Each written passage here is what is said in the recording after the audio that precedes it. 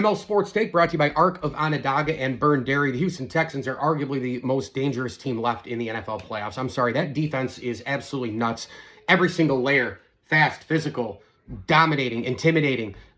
Speed is just everywhere. You've got Hunter and Anderson up front. The linebackers fly. The secondary covers basically anybody. They blanket people. They forced Aaron Rodgers into 2 fumbles. One of them was lost. They had a return fumble. They had a pick 6.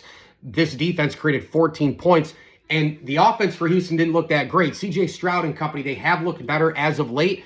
You know, Christian Kirk had a 144-yard game with a touchdown, and some of these other guys, Nico Collins, they're kind of hit and miss receivers. But here's the difference with the Houston Texans last night and really the last 3 to 5 weeks. They have found some kind of ground game, and Woody Marks hit the mark with 112 yards and a touchdown. You get just enough offense with a defense that's going to give you possessions on short fields. They're going to give you points on the board. They're going to give you 4 sacks in a game that could have been 8 or 9. They're going to give you 14 total points against the Steelers. Now, this isn't going to happen every game, but this defense has shown that they can create points across the board, short fields, make life miserable for any offense. That includes the Buffalo Bills. They sacked Josh Allen 8 times in Houston earlier this year. Will Anderson, half a sack. Rankins, sack and a half. Hunter, a sack. Autry, Barnett, these guys are everywhere. The linebackers, they cover, they blanket. DK Metcalf, you thought might have been a factor last night. They blanketed him mostly, only 2 catches. He also had a couple of key drops.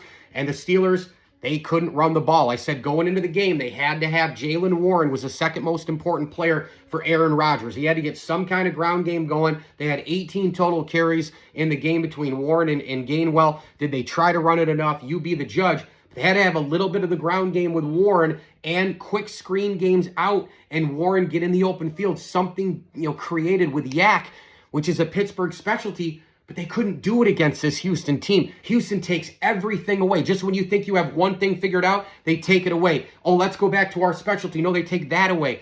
There's a level of the defense waiting for you every single time the ball goes down the field. 1 yard, 3 yards, 4 yards, if you're lucky, 5 or 6.